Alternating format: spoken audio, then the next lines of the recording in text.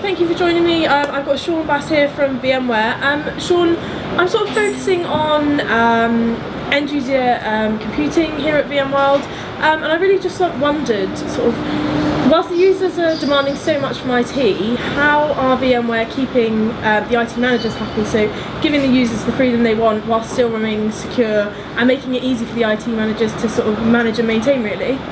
Sure, so it's a great question. I think if you look at how work has changed over the last couple of years, we now see that over 50% of people are operating outside the company boundaries at all times. Yeah. People don't want to have to wait a week or two to have their device provisioned. They don't want to wait days to get new applications. What people want is the Apple or Google, a consumer experience of going to a store, clicking an application, pushing a button, and receiving it. That's what they expect from IT today.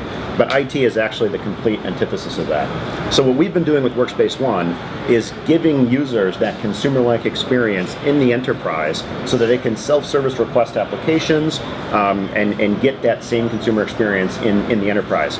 At the same time, though, it's really critical for us to ensure that we're able to do this in a secure fashion.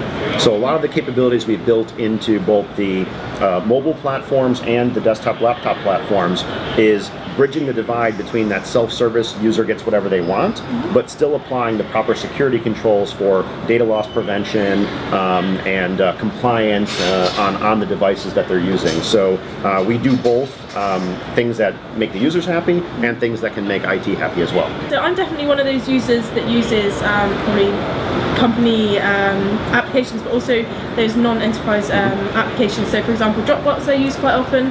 How would you sort of manage the security around an application like that? So what we're seeing emerge is different types of use cases for different personas of users. There are those organizations that still want to have a really high security environment, and they'll purchase devices for their users and lock them down accordingly, where they're not allowed to use an application like Dropbox because the risk profile of that persona is too high to let them use personal apps on the device.